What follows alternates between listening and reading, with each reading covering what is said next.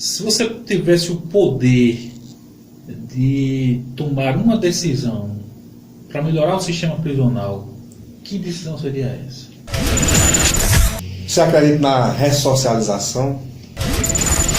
Se criam as leis no nosso país e não se criam os meios de colocá-las em prática.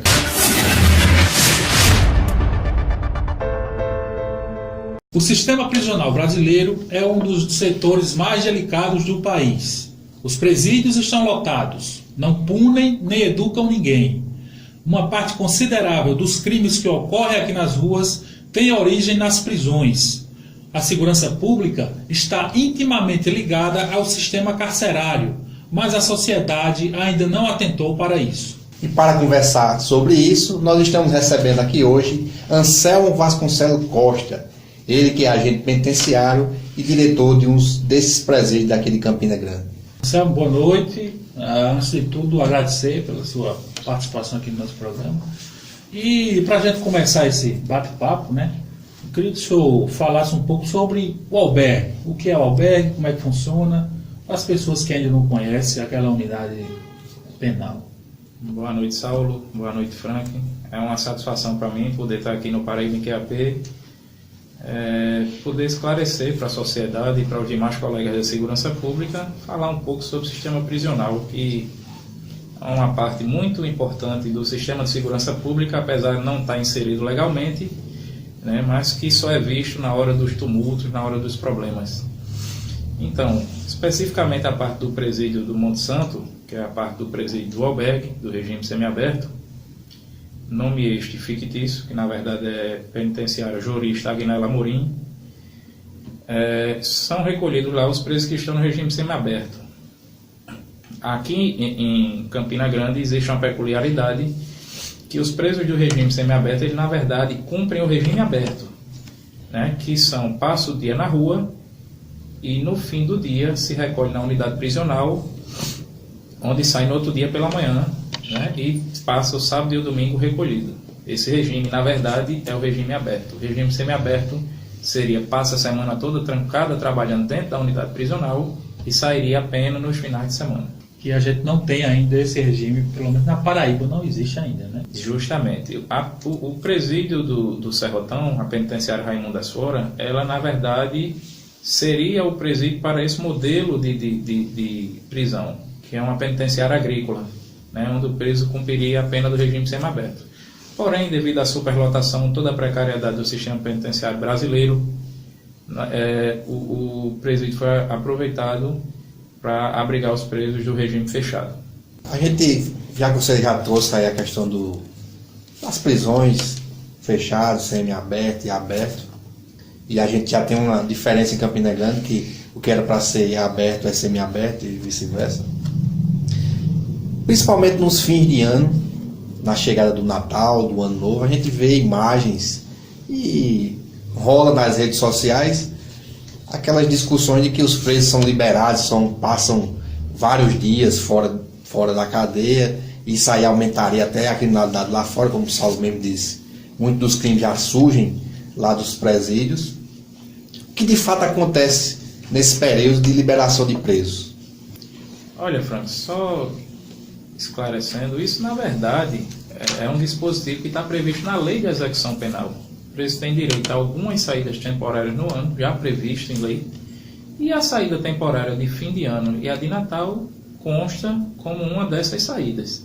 O que existe, na verdade, é uma grande ficção em cima dessa história, que o índice de criminalidade aumenta, que eles saem para roubar, para fazer outros delitos e que, enfim, é a política do caos que tenta se empregar, infelizmente, por determinados setores, né, da sociedade. Aqui em Campina Grande, só a título de exemplo, os últimos 2 anos não houveram nenhuma falta no recolhimento após esses benefícios dados pela lei. Ou seja, todos os presos que saíram por esse benefício, eles se recolheram, até porque eles já passam o ano todo saindo de dia e voltando à noite. Também é válido salientar que só quem tem direito a esse tipo de benefício já são os presos do regime semiaberto. Então, nem o preso do Serrotão, nem o preso da penitenciária padrão, que é onde abriga os regimes fechado, provisório e definitivo, tem direito a tal benefício. Como a gente sabe, Anselmo, o sistema prisional brasileiro ele tem uma série de problemas que daria aqui para a gente listar em 100 programas ou mais. Se você tivesse o poder de tomar uma decisão para melhorar o sistema prisional, que decisão seria essa? Com certeza acabar a superlotação. Superlotação no sistema penitenciário brasileiro já está a ponto de um colapso, se é que nós já não entramos, né? Nós tivemos aí uma grande rebelião no estado de Roraima, tivemos no nosso estado aqui vizinho, Rio Grande do Norte, Pernambuco nós temos recentemente, e bravamente, eu costumo sempre falar aos amigos aonde eu me encontro, nas entrevistas que eu concedo, que o diferencial da Paraíba está na mão de obra qualificada dos agentes penitenciários. Este está sendo o fator predominante para que aqui no nosso estado a paz transcorra nas unidades prisionais. Né? Por quê? Porque as carceragens daqui são antigas, iguais às dos outros estados. Né? Nós temos um déficit enorme, só para que você tenha ideia, nós temos entre 12 e 13 mil presos no sistema penitenciário da Paraíba e nós temos pouco mais de 6 mil vagas disponíveis. Né? Aqui em Campina Grande nós temos uma superlotação que ultrapassa esses limites. Para que você tenha ideia, a penitenciária padrão tem a capacidade para 150 detentos, ela hoje está em torno de 630. A penitenciária Raimundo das Flores, que é o Serrotão, tem a capacidade para 360, tem em torno de 1.064 presos. Então a única unidade que não está superlotada, por incrível que pareça, é a penitenciária Agnella Amorim, que é do regime semiaberto. Então isso dificulta demais o trabalho dos agentes penitenciários, compromete essa parte de ressocialização, de trabalho, afeta os demais setores. Eu sempre costumo usar o exemplo de um carro. É como você tem um carro para uma capacidade de 5 passageiros e você andar com 25 pessoas dentro. Esse carro ele não vai funcionar direito, ele vai quebrar, não vai ter conforto, ele não vai ter a finalidade correta para que ele foi desenvolvido. Então, a mesma coisa é o sistema penitenciário, com um fator agravante. Né? Nosso público são todos criminosos. Né? Os que estão ali, os que não foram julgados, estão esperando a decisão da justiça para ver se realmente, de fato, cometeu o crime ou não, mas tem os condenados e nós sabemos que a grande maioria que estão ali são condenados e são de mentes criminosas. Então,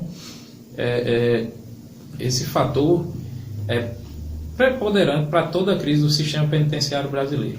Acho que a gente tem que começar a pensar em investir nisso. Fazem mais ou menos 10 anos que não se é construído presídios no Brasil. Né? Então a gente não pode imaginar numa cidade como Campina Grande, que nós temos 400 mil habitantes, nós não temos nem 1% de vaga carcerária para uma população dessa. Né? Onde nós sabemos que é uma população violenta, que o crime assola todo o país, vem crescendo. Então, o sistema penitenciário ele tem que estar preparado para receber esses presos. E hoje, aqui, nós não temos nem 1.000 vagas. Então, o déficit é muito grande, não só aqui, como em todo o Brasil. É um problema crônico nacional, porque quem investe em sistema prisional é o governo federal. 75% das verbas que é arrecadada pelo governo federal fica retido lá para eles, e apenas 25% é dividido entre os estados. Então fica praticamente impossível os estados investirem no sistema penitenciário se não for por meio de um suporte do governo federal. Você falou em redução, aliás, exato, acabar com a superlotação, reduzir a superlotação, né? E só existem duas formas básicas ou principais de se fazer isso. Ou construir presídio, e consequentemente vai ter que fazer concurso público, ou de alguma forma começar, vamos dizer, liberar ou soltar uma parte da parcela da massa carcerária. Qual das duas? Isso já desponta uma discussão grande, né? São dois polos discutindo, uma vertente quer a construção do presídio, a outra quer soltar os presos, né? Você, de certa forma, já respondeu, mas, na sua opinião, enquanto profissional, qual a medida que deveria ser tomada entre essas duas e qual é a que você acha que está sendo tomada? Olha, na verdade nós estamos vivendo hoje um paradigma, né, sobre o sistema penitenciário brasileiro. Nós vemos determinados casos que, ao meu ver, são casos que realmente eram para estar presos, determinado tipo de crime que acaba com toda a nossa sociedade, exemplo da corrupção, né, está sendo beneficiado com a prisão domiciliar.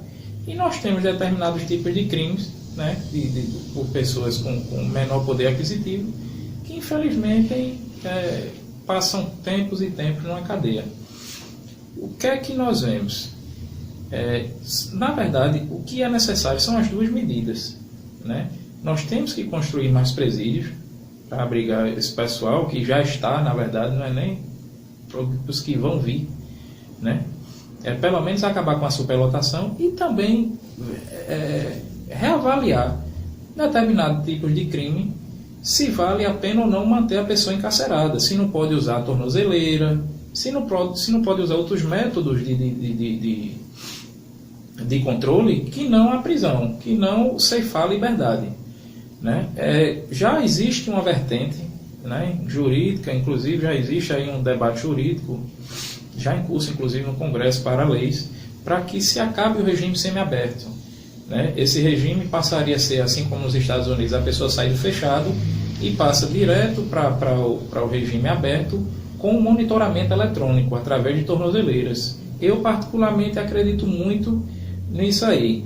Muito se fala que o sistema penitenciário não funciona, mas como eu disse antes, a gente não tem como avaliar se ele surte resultado ou não, se não é oferecido as condições de trabalho para que seja executada em sua plenitude a questão da ressocialização de todo o trâmite do sistema penitenciário. Então, é preciso se criar as vagas, é preciso se dar condições de trabalho para se manter essas pessoas encarceradas. E como eu te disse antes, num país que nós vivemos com a sociedade que infelizmente não tem a educação devida, nós não podemos ter tão pouca vaga no sistema carcerário. Você acredita na ressocialização? Em parte. Acho que alguns dos que estão presos, eles têm condições de se ressocializarem, eles têm condições de progredirem, porque nós vemos que muitos dos que estão ali é falta de oportunidade, é a falta do estudo que a gente fala aqui, o índice de analfabetismo e o grau de instrução do sistema carcerário dos presos é baixíssimo. Então isso é uma coisa que o judiciário, que o nosso poder legislativo tem que rever, porque eu defendo a seguinte tese, é que o preso, a partir do momento que ele é condenado, deveria ser inserido no cumprimento da pena a obrigatoriedade da questão da educação, do estudo e da questão do trabalho, da profissionalização. Ele sair dali aprendendo uma profissão e sair dali com o ensino, com o estudo melhor do que entrou, porque a grande maioria, muitos são analfabetos, muitos não têm nem o ensino fundamental concluído, então isso leva à criminalidade. A gente não pode falar de sistema penitenciário sem tocar na lei das execuções penais, que é a lei que vai reger toda essa estrutura. Muita gente critica, principalmente, inclusive a LEP, muita gente vai criticar também o Código Penal, o Código de Processo Penal, que vai regular as penas também. Você acredita que há uma necessidade de modificação legislativa em relação a isso? Ou a questão estrutural, a falta de estrutura, principalmente, está pesando mais no problema do sistema penitenciário? Olha, eu acredito que é necessário, sim, uma reformulação, um aprimoramento, um melhoramento dessas leis, porque a nossa sociedade vai evoluindo, os crimes vão evoluindo e as leis precisam acompanhar. Elas precisam também passar por modificações. Mas não acredito, como alguns pensam, não serve para o nosso país. Não, nossas leis são muito boas. Precisam ser atualizadas, como disse, mas elas são muito boas. O nosso problema é que a nossa sociedade, ao meu ver, é que não tem a devida educação, não está preparada para tais leis aplicadas que estão em vigência no nosso país. Então, acho que esse é o principal problema. E também a questão da falta de condições de trabalho. Nós não podemos avaliar se a lei está funcionando ou não, se ela pode ser colocada em prática ou não aqui, se nós não temos as condições mínimas digo nem as ideais, mas as condições mínimas, as condições necessárias de colocá-la em vigor. Acho que um grande erro do nosso país, Frank, que eu observo também, sempre procuro estar lendo, estudando aí a questão de outros países, é que se criam as leis no nosso país e não se criam os meios de colocá-las em prática. Mecanismo de efetivação. Justamente. Então, é sancionada a lei, é criada por criar, mas não se também pensa, no momento da criação dela, os mecanismos para colocá-la em vigor. Então, isso dificulta muito. Então, muito pensa no Brasil, reduzir a maioridade penal. E onde é que nós vamos colocar esse pessoal quando reduzir a maioridade? O sistema penitenciário está preparado? Nós sabemos que não. Então, é preciso se dar condições para que a lei possa ser colocada em sua plenitude. Anselmo, agora há pouco você falou, a gente conversou sobre ressocialização. E ao longo da história, existe uma discussão em torno do papel do agente penitenciário, né? A sociedade ela foi meio que ensinada, né, historicamente, ensinada de que o agente de segurança penitenciário, a função dele seria ressocializar os detentos. Qual a verdadeira função do agente? O senhor concorda com esse tipo de raciocínio? Ou essa tese ela é um pouco meio que distorcida nesse ponto? Olha, Saulo, na prática, o agente de segurança penitenciária, como o próprio nome diz, ele está ali para fazer a segurança da penitenciária, né? Mais recentemente, o Sistema Penitenciário Federal já adotou a nomenclatura de agente de execução penal, né? Já está se mudando isso aí para essa nova nomenclatura. Então, na teoria, nós éramos para agir apenas na segurança penitenciária, que foi para isso que nós fomos preparados, capacitados, fizemos curso de formação.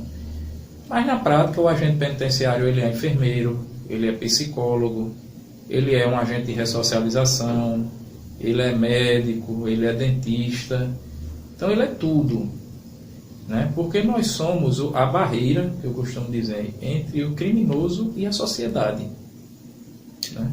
Então, na teoria, né, nós éramos apenas para nos limitarmos à questão da segurança da penitenciária, da segurança do preso, da segurança da sociedade.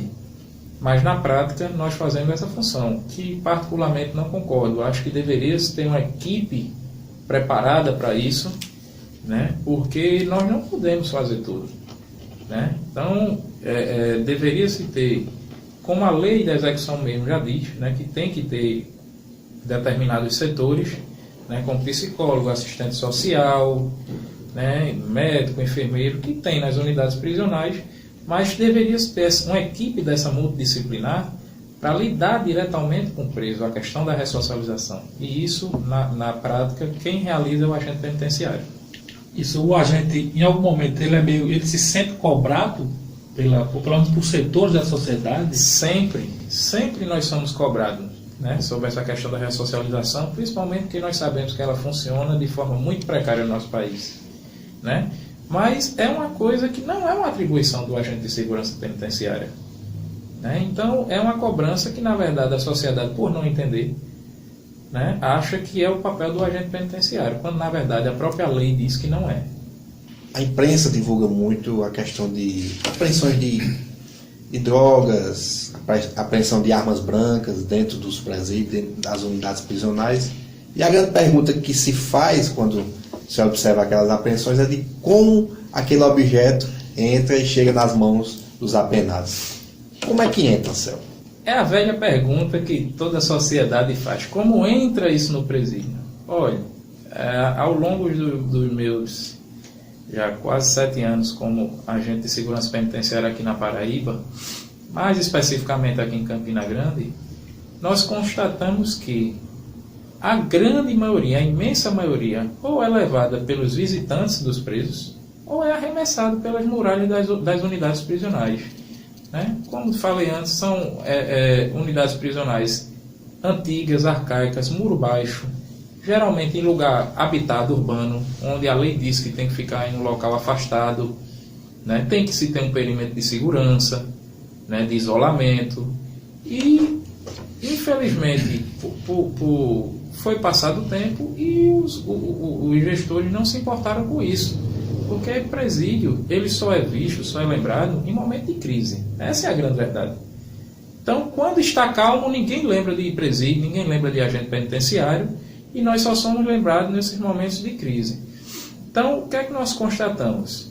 Aqui em Campina Grande, só para que você tenha uma ideia, Frank, no presídio do Serrotão ano passado, foi retirado, só na modalidade de arremesso por cima do muro e apreensão com visitante, mais de 70 quilos de drogas, mais de 500 aparelhos celulares, centenas de facas, né? Até explosivo já foi retirado. Então, quer dizer, está comprovado que a grande maioria entra através dessas duas modalidades que eu te falei. E a revista é a principal onde os presídios encontram barreiras. Isso não só aqui, isso é no mundo todo. Nos Estados Unidos existem apreensões de celulares em unidades prisionais. Pouca gente sabe disso, acha que lá é tudo perfeito, mas tem apreensão. Agora, existe a fiscalização, como aqui também existe, por isso que foi retirado esse enorme número de objetos ilícitos nas unidades prisionais. E, infelizmente, hoje nós somos impedidos, tem uma lei em prática, que é a lei da revista íntima, onde proíbe a revista minuciosa.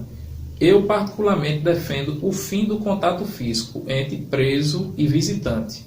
Acho que nós copiamos muita coisa, nós nos baseamos muitas coisas em outros países, e essa é uma medida adotada em diversos países do mundo. O fim da visita íntima. O fim da visita íntima, não só da visita íntima, mas da visita familiar. O fim do contato físico.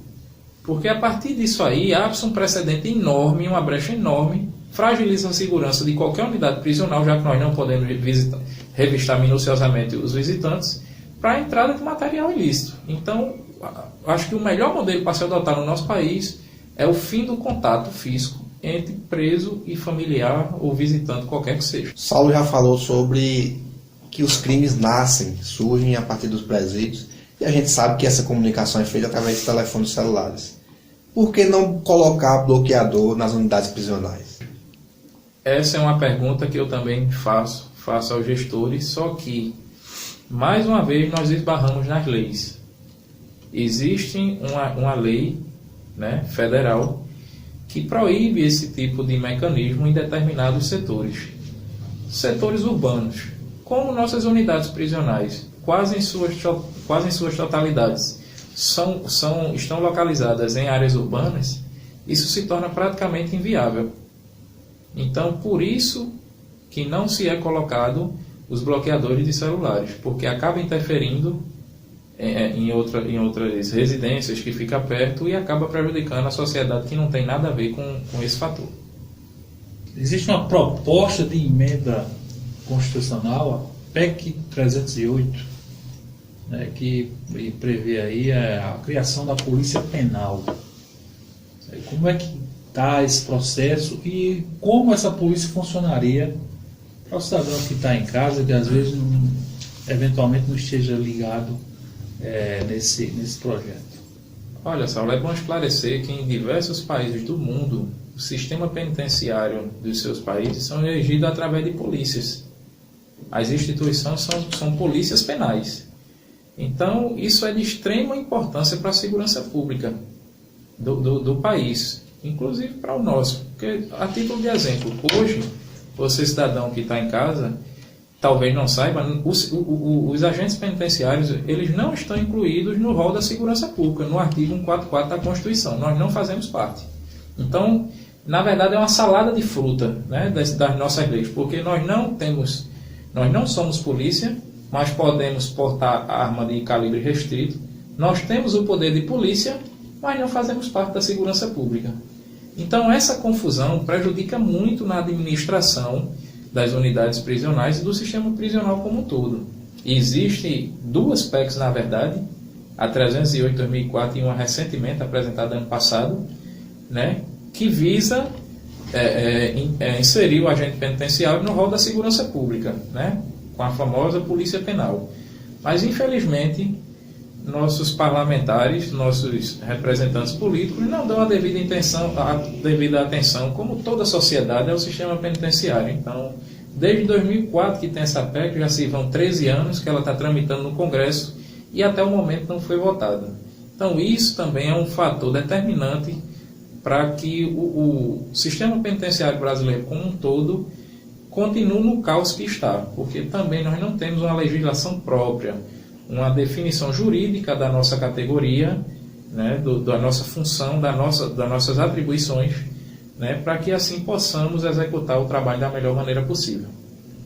Determinados segmentos de direitos humanos, muitas vezes entram em choque. Isso é histórico, né? E é meio que universal, não é nada exclusivo da parada. Localizado. Às vezes entra em choque ideológico, de ideologia, com os profissionais do sistema penitenciário, né? Mas pelo menos em um tema, em uma discussão, pelo menos até onde eu estou enxergando, eles têm uma opinião em comum, que é justamente, e é uma discussão atual, que é sobre a privatização, ou pelo menos a parceria público-privada no sistema penitenciário. Não sei se você concorda que, pelo menos nesse ponto, eles têm a opinião em comum, esses dois setores. Mas a minha pergunta que eu faço é o seguinte: o que é que falta para que, em outros temas, em outros assuntos, em outros debates, essas duas vertentes tão conflitantes, às vezes, o que é que falta para elas se aproximarem mais? Olha, Saulo, eu acho que já está mais que comprovado que é um sistema de administração falido. É um sistema público-privado. A exemplo, em Rondônia, é um sistema administrado através de uma PPP, de uma parceria público-privada, e que não dá certo. Além do mais, é inconstitucional, é ilegal, né? Porque o sistema prisional é um serviço essencial para a nossa sociedade. Então, ele não pode ser terceirizado pelo governo, pelo Estado, né? Isso vem acontecendo de forma irregular. Não vejo isso como a solução dos problemas, porque a partir do momento que se terceiriza, o governo se exime dessa responsabilidade, né? Mas é uma coisa que não vai funcionar, porque não é bem pago, não é bem remunerado os servidores terceirizados, eles não têm o mesmo compromisso de um agente penitenciário concursado, né? E também já foi visto que, aonde o sistema foi terceirizado, o preso custa o dobro do valor quando o Estado administra. Então, acho que o que poderia se pensar é investir mais, enquanto o Estado estiver administrando, né, para que possa ser oferecido uma melhor qualidade de serviço prestado ao sistema penitenciário. Só para que você tenha ideia, números aqui passados, recentemente, um preso do sistema privado, do sistema penitenciário privado, ele custa em torno de R$ 3.400, onde o Estado administra, o Estado gasta em torno de R$ 1.700, ou seja, o Estado gasta a metade do que gasta com a privatização. Então, isso precisa ser revisto. Acho que o Estado deveria investir mais, né, no sistema prisional, enquanto está sob sua administração, porque, infelizmente, sem recurso, sem investimento, não tem como fazer um sistema penitenciário melhor. É verdade que os presos recebem dinheiro do Estado? Mito ou verdade? Mais um mito propagado, não sei por que interesse, onde, na verdade, o que existe é o auxílio reclusão para os presos que, no momento de sua prisão, estavam trabalhando de carteira assinada. Então, isso é um direito que a CLT garante, né, como auxílio doença, outros tipos de auxílio, né, é o auxílio reclusão, mas isso é apenas para os presos que estavam trabalhando de carteira assinada no momento da sua prisão. Que é a minoria. Muito pouco número. Anselmo, nós agradecemos mais uma vez sua participação aqui nesse bate-papo muito enriquecedor, informações importantes, dessa profissão tão gloriosa, tão sofrida também, a gente sabe que sofre, né? E já deixando aqui as portas abertas para sempre que precisar e desejar, né, fazer outra discussão dessa aqui, né, Frank? Com certeza. Eu que agradeço, agradeço a você, agradeço a Frank, a toda a equipe do Paraíba em QAP pelo convite. Estou sempre à disposição. Acho que é muito importante nós debatermos sobre esses temas, especificamente sistema prisional. Nós temos assuntos aqui para passar vários programas, é muito amplo o sistema, né? Aproveitar o espaço também para agradecer todos os colegas agentes penitenciários da Paraíba, dos demais estados que estão nos assistindo, né? E colocar à disposição aqui sempre que precisar para que a gente bata esse papo e esclareça aqui para a sociedade todos os tópicos que sejam relevantes ao sistema prisional, segurança pública ou qualquer outro tema.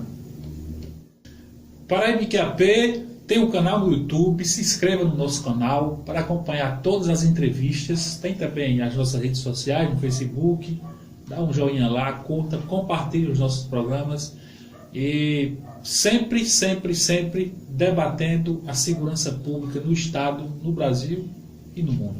Até a próxima entrevista.